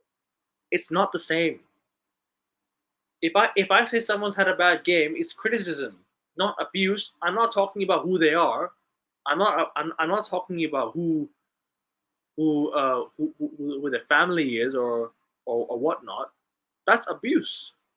If I criticize, I'm just telling. I'm just seeing what I see. Russia's been terrible for a long time now. This what I'm saying here is criticism. It's what I'm seeing. It's the flaws in his game. There's so many flaws in his game that this tells me everything I need to know. And trust me when I say United will move forward when they start taking things into account. When they start holding players to account to the fullest accountability. When they start holding players to an elite standard. Stop playing players because they're your favorites. Stop playing players because they've done good for the club in recent times. If they're on a poor run, you drop them until they're willing to get back into the team again. You see players like, for example, I don't agree with I don't sometimes agree with it, but if for example you tell a player um come back out strong in the second half, or how do you say it? Sorry, let me rephrase this again. In Ronaldo at Real Madrid, right, got booed at halftime. Second half, the guy came out with 4 goals. Four. Ronaldo took it personally and responded. If you can't respond on the pitch with even a little boo, right, from the fans, they'll say, "Oh, boo! You're having an awful game. You're having this." If you can't respond to that, why are you on the pitch? There's no accountability, and I'm saying the players need to be held to that. The players need to be held to the highest accountability possible, the highest standard possible, because we can't keep allowing players to get away with crap. And like I said, abuse is not tolerated. I agree. Criticism is what I'm doing right now is I'm criticizing a player because I'm seeing some flaws in their game. I'm not saying that they're a bad person or I will say something racist about them, because why would I? Why would I say something racist about a player? Just because they had a bad game, I will not go on Twitter and say something racist. What I will Yeah, do is I will tell them. I mean, racism is reprehensible. We don't tolerate racism at all. We don't treat players personally. When we evaluate or examine someone, we're doing it professionally based on how well they're doing their job. And each player has an individual role in the system. At Man United, the only club in the Premier League, we don't know what their role is. But the other 19 of the 20 clubs, when we talk about them, let's say Jeremy Doku, for example, I'll use him, or Kevin De Bruyne or Erling Haaland. If Erling Haaland doesn't score, likely or not, he isn't playing well, right? Because Erling Haaland is a goal poacher. He's a goal machine. He's a robot. But when he doesn't play well, that doesn't mean we're racist towards white people or black people. He's just not playing well, right? That's criticism. But abuse is when we're saying, hey, we don't like Erling Haaland because he's white. No, that's not the case. We're not saying that. We're giving a reason, right? So with Marcus Rashford, Ekevin, I think you agree with me. I think he should have been sold a while ago. I think we should exploit and capitalize his value as it is. But this, again, there are a lot of different changes this club should have. All right, PSG, if you're ever watching my video, yeah, come with 15 million. Yeah, Nasser Al Khelafi. I will gladly take it. No. Wait, Ekevin, do you want to split the taxi ride to the airport for Marcus Rashford? Do you want to split the taxi ride to the airport? So, like, you pay half, I pay half, right? And then in Paris, we can pay half each again. Yeah? Oh, we'll pay for his Eurostar train ride, mate. I'm down. That's even better. Better deal. Split half of the taxi to Euston or Paddington or whatever, or St Pancras, whatever it is. Yes. And half ticket for Eurostar train, and even his taxi ride when he reaches PSG, and to his first apartment. Get him out of my club, man. I'm not saying, and this is not abuse, people. This is just an opinion. Abuse will be saying, "Oh, you're something." I ain't gonna say it. Yeah, we're not gonna say it because we're not abusive people, right? But saying you play poorly and you have been poorly for a while is criticism, and I'm gonna say this time and time again. Abuse will not be tolerated by anyone. But what I'm doing is I'm just saying that I want a player out of my club because he's not doing the bare minimum or even the maximum. He's doing neither. He's putting in below average performances week in, week out, just get away with it. And I'm not talking about Marcus Rashford here. I won't just talk about Marcus Rashford. There's a lot of players I still think need to get out of my club. I still think Harry Maguire needs to go. I still think Luke Shaw needs to go. Luke Shaw.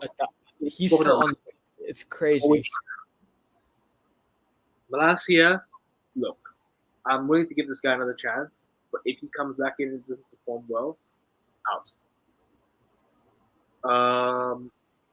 Lindelof, why is he still here?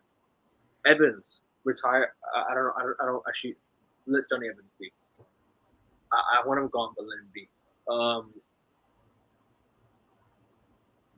Ericsson, Mason Mount, Marcus Rashford, Anthony.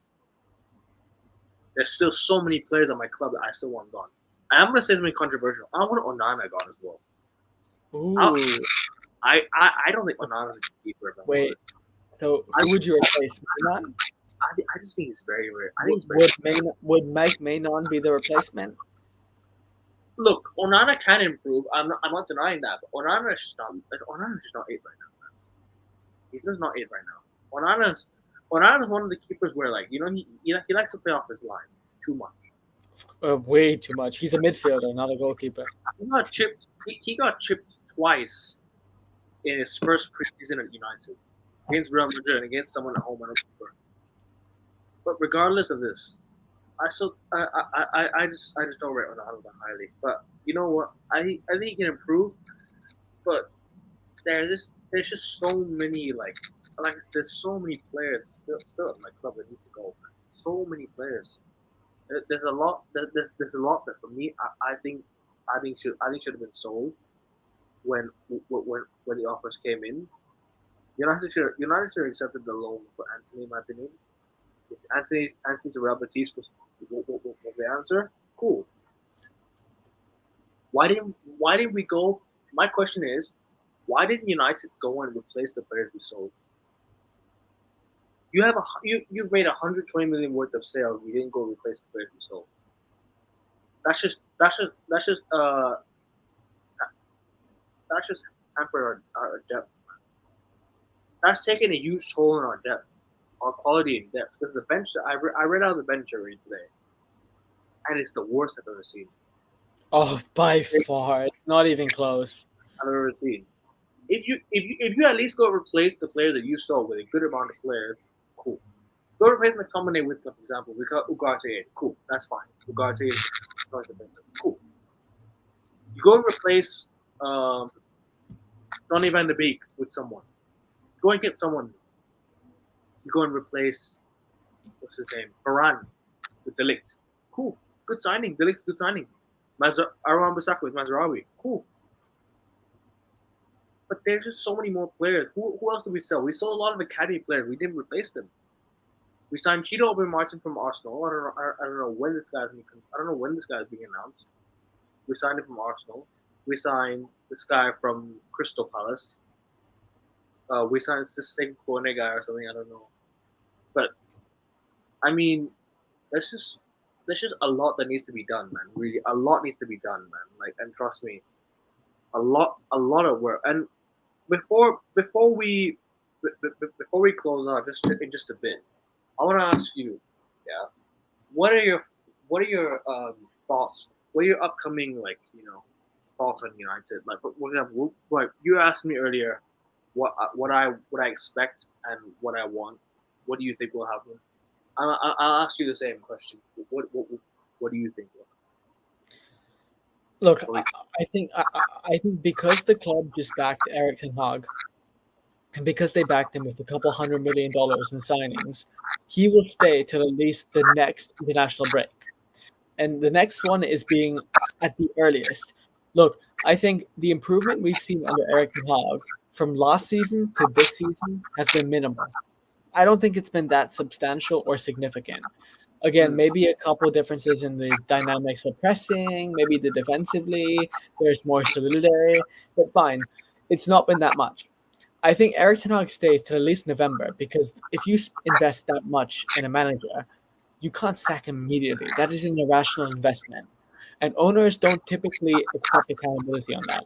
They don't. They don't accept accountability on irrational investments. So what I think will happen is I think we'll win some games. I think we'll have a 50% win-loss record. We talked about the NBA earlier. I think it'll be 50%. I think come November we'll be mid-table. And when we're mid-table, the club may think, should we pull the trigger?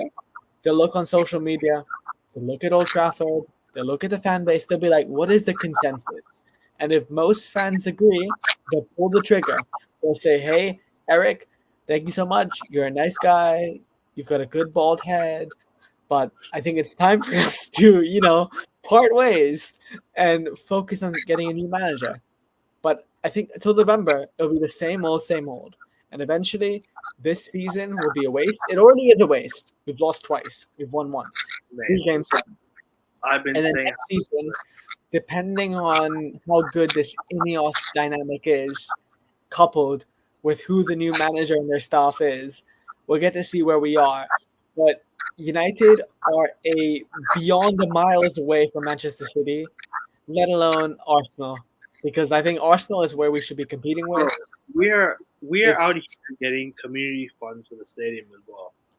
We're Oh not my even God. using we're not even using our own money. The club aren't even using their own money to invest in the stadium. It's the club, Right? the community. Yes, we're getting money from the community. Community. I'm not sure what community it is. Somebody correct me in the chat or whatever it is. But we're getting this how do you say it? We're getting this the community funds to help build us a new stadium, and I'm like, bro, that's peak, man. When United are acting really broke here. But we've hardly made enough investment into our own club, man. The club has barely invested in anything, man. Like, and also I forgot to add, yeah, like, there's nearly 600 million spent. They're still talking about plan. I know plan, no identity. Look at Hansi Flick, the guy I wanted, yeah, at Barcelona. Look at the result yesterday. Fucking hell, That's yeah. still in his 3rd game ever as Barcelona manager. Fucking 3rd hell. game ever as or was it 3rd, 4th game, whatever, as Barcelona manager. The guy has already won 7-0.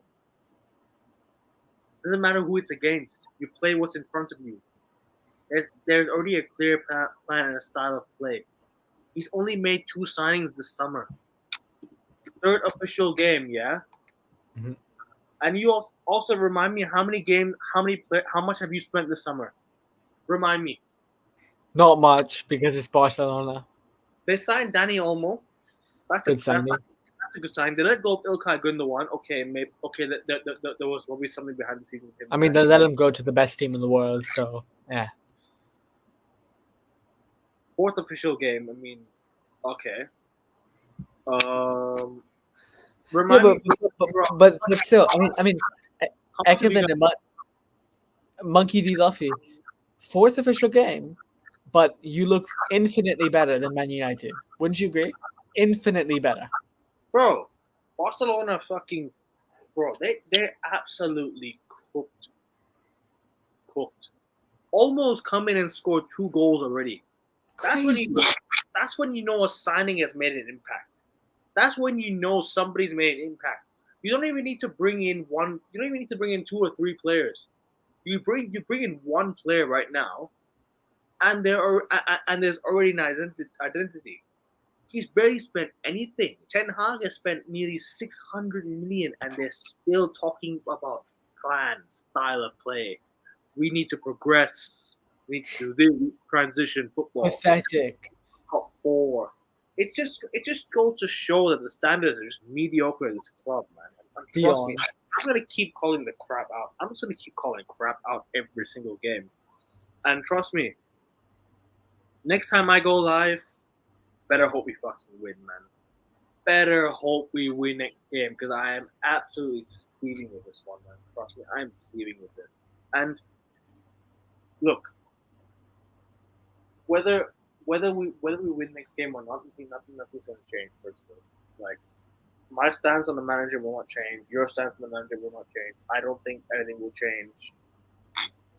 Barca have academy players.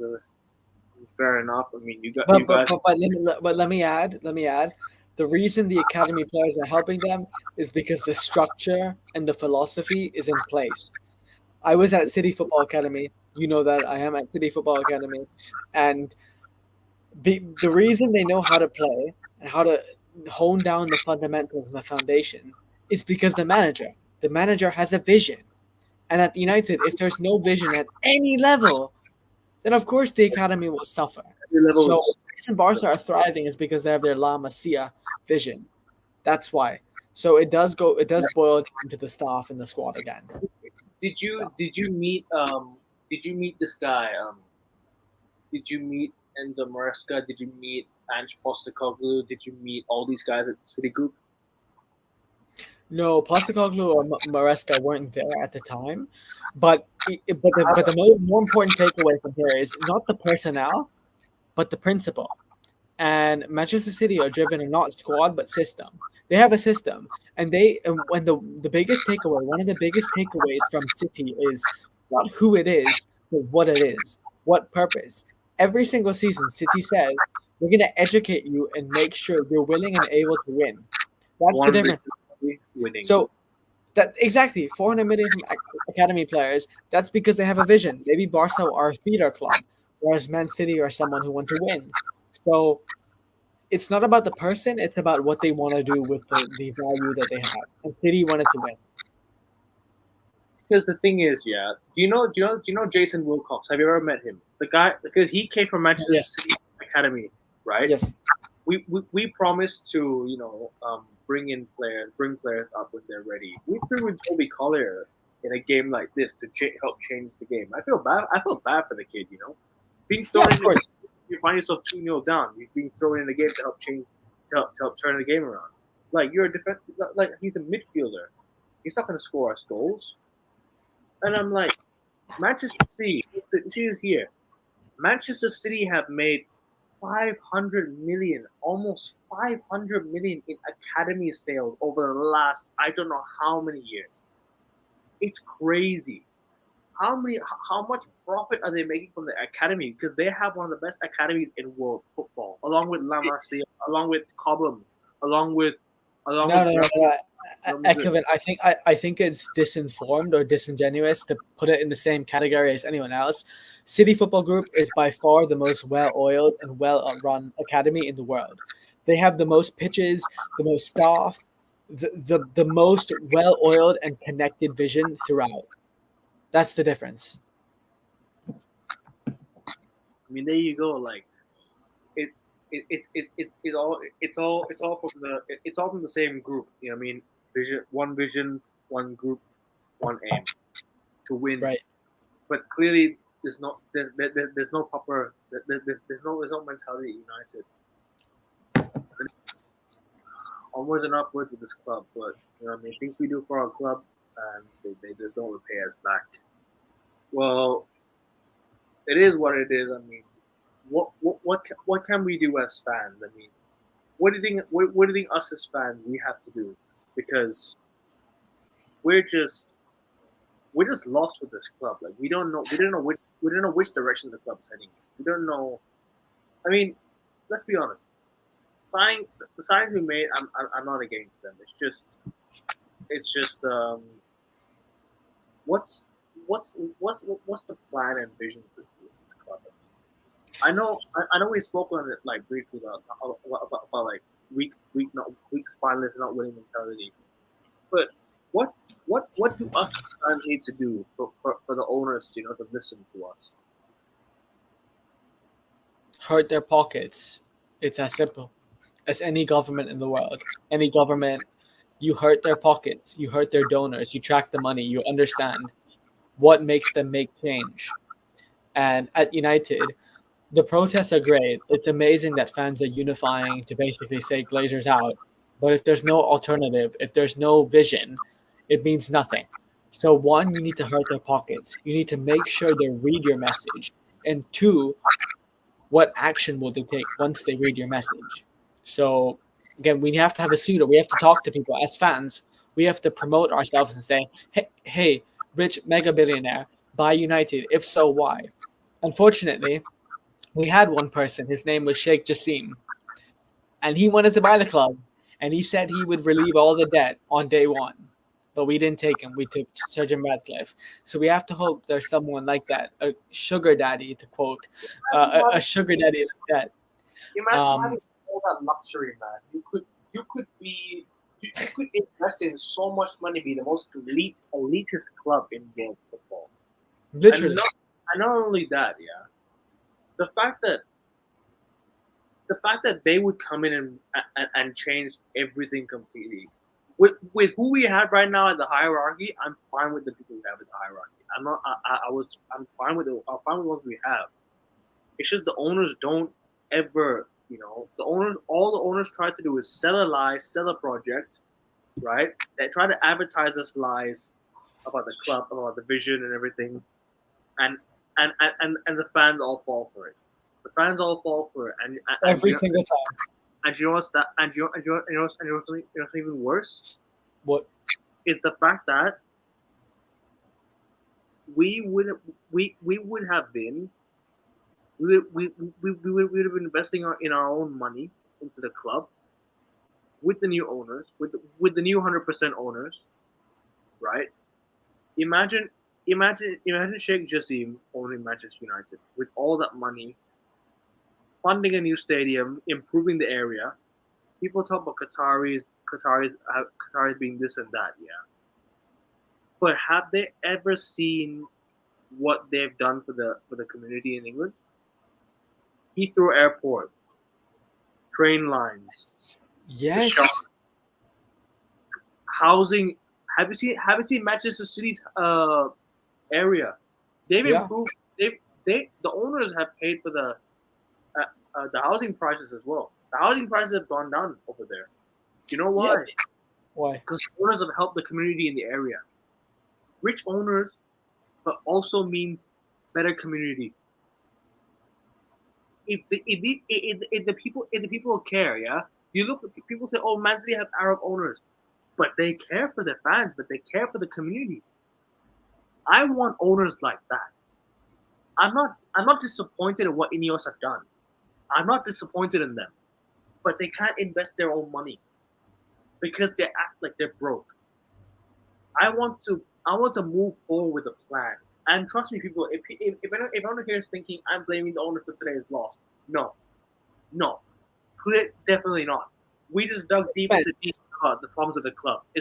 We're not talking about today's loss right now. We're just talking about the deep problems of the club.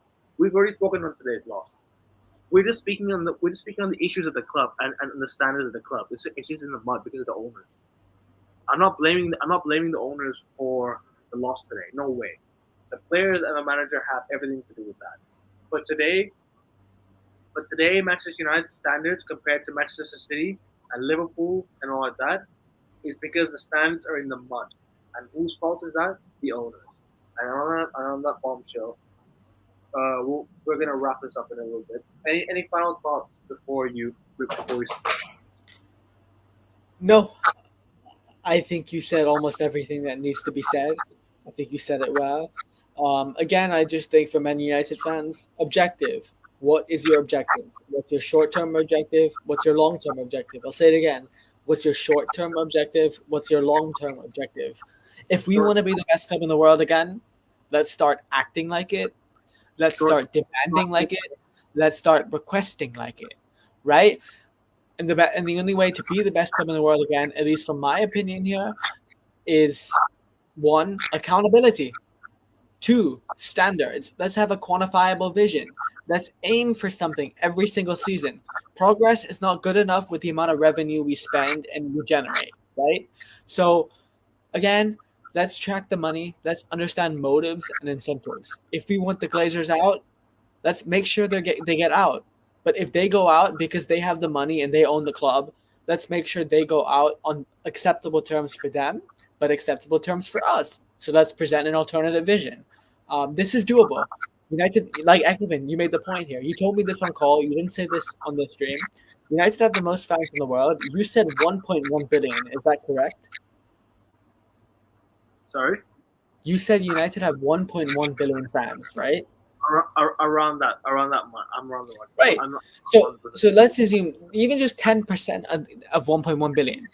if we can just raise our voices and we can say, hey, enough is enough. Glazers sell the club, exploit the capital, and we can find a viable suitor like Qatar.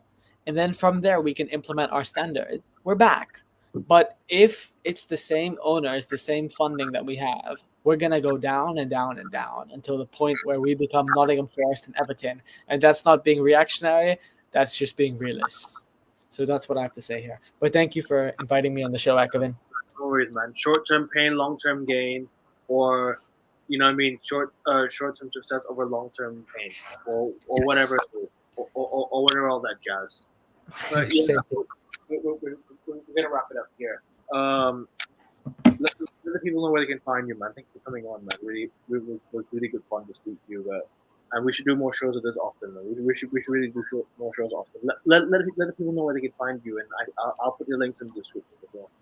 Yeah, I mean, they can just search up my name, Augustia Bajaj. It was on the show for the majority. It's AGASTYA space BAJAJ. If you want to find me, I do sports and I do politics as well.